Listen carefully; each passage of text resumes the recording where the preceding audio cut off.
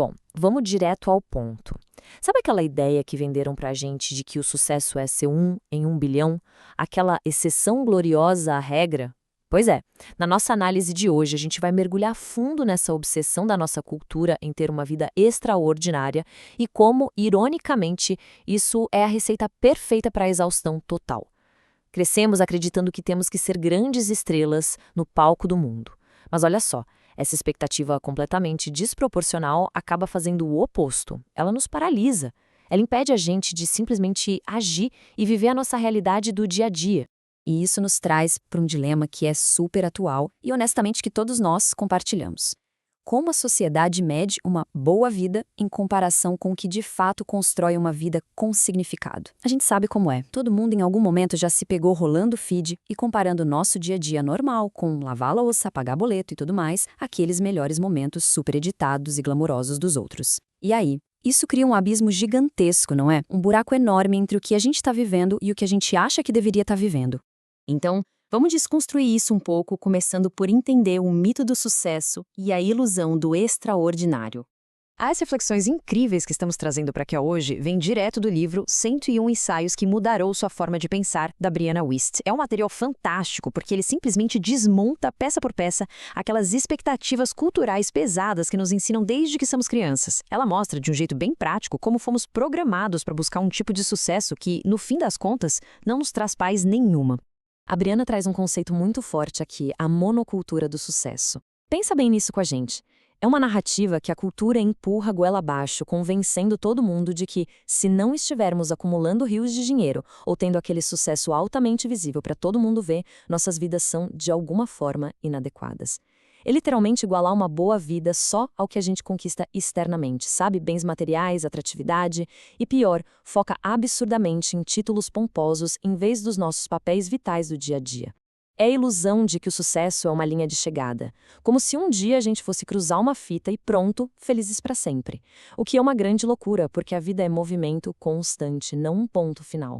O que nos leva diretamente a outra armadilha muito comum: a paralisia da paixão. E por que ficar esperando por uma faísca, na verdade, nos congela no lugar? Olha que interessante, a nossa obsessão moderna por encontrar a nossa paixão frequentemente funciona como uma âncora invisível. De um lado, a gente tem a narrativa da paixão, que a sociedade adora vender aos quatro ventos. É aquela ideia de que a gente tem que ter sempre sonhos grandiosos e que precisamos daqueles picos absurdos de emoção para fazer qualquer coisa dar certo. Só que, quando a emoção baixa, adivinha?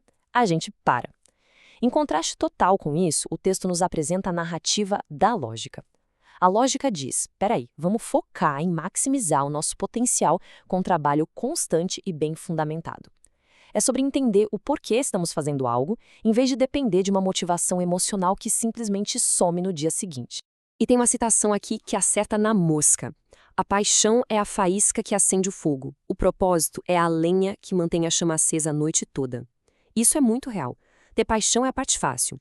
É aquele frio na barriga de começar um projeto novo, criar um canal, abrir um caderno em branco. Mas a faísca apaga rápido. O verdadeiro propósito exige outra coisa. Ele exige aquela lenha bruta, aquele combustível sóbrio, totalmente sem glamour, que é a nossa resolução de continuar fazendo o trabalho consistente mesmo quando a motivação inicial vai embora. E é exatamente essa distinção que nos joga de cabeça no conceito do trabalho invisível, a verdadeira medida do nosso caráter. Vamos fazer uma pausa para pensar nisso por um segundo. A verdadeira medida do nosso caráter é aquele trabalho árduo, aquele esforço chato que a gente está disposto a fazer quando literalmente ninguém está olhando ou aplaudindo.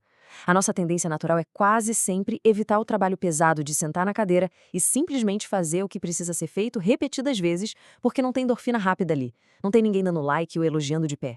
Então a pergunta de $1.000.000 é: que trabalho a gente está disposto a fazer quando a plateia vai embora? Para a gente conseguir sair da teoria e ir de fato para a prática, precisamos fechar a conta entre saber o que deve ser feito e realmente colocar a mão na massa. Como superamos essa lacuna? Bom, o material nos guia. Primeiro, precisamos entender que somos biologicamente programados para buscar conforto o tempo todo. Então, a gente tem que mudar nossa relação com a resistência. Sentiu vontade de não fazer? É porque provavelmente é o que precisa ser feito. Segundo, É preciso se comprometer com as tarefinhas diárias detalhadas, esquecendo um pouco o desejo de ostentar um grande título. E terceiro, e mais crucial, é continuar marchando para frente, mesmo quando aquele êxtase inicial da paixão já não existe mais. E nota só como isso se encaixa perfeitamente na psicologia da nossa rotina. Muita gente acha que rotina é sinônimo de prisão, que é algo cinza e chato, mas não é bem assim.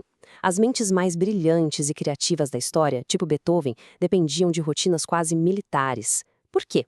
Porque os nossos hábitos são o que criam o nosso humor base.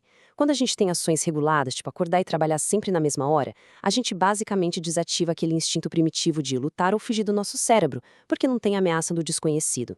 A rotina reafirma as nossas escolhas conscientes e vira de verdade o melhor caminho para a gente entrar naquele estado de flow profundo, onde o trabalho simplesmente flui sem atrito. O que nos traz ao nosso ponto alto, o real extraordinário, onde a gente encontra grandiosidade naquilo que é totalmente comum. O material resgata um conceito incrível do autor Eric Greitens, que ele chama de a felicidade da excelência. Presta atenção na força disso. É a felicidade profunda que vem da busca por algo grandioso.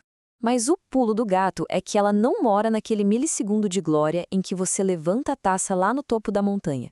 Ela mora no longo processo de aprender a amar a escalada, amar a caminhada diária.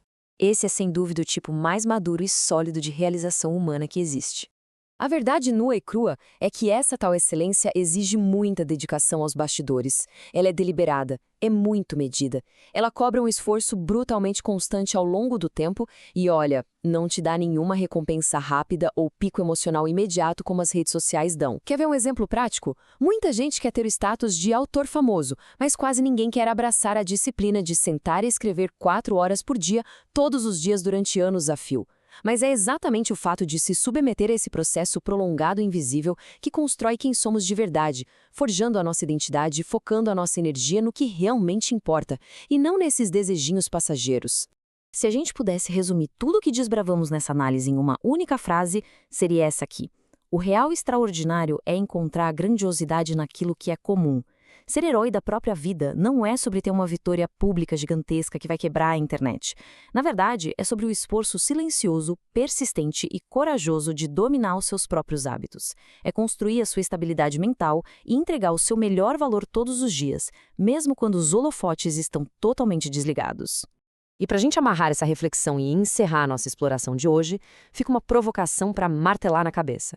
Se a gente já entendeu que essa lenda de ter que ser 1 em 1 bilhão é só uma distração exaustiva que suga a nossa energia, a pergunta de ouro que sobra é a seguinte: por qual tarefa diária, repetitiva e totalmente sem glamour a gente está de fato disposto a se apaixonar sem precisar que ninguém venha validar ou dar tapinha nas costas?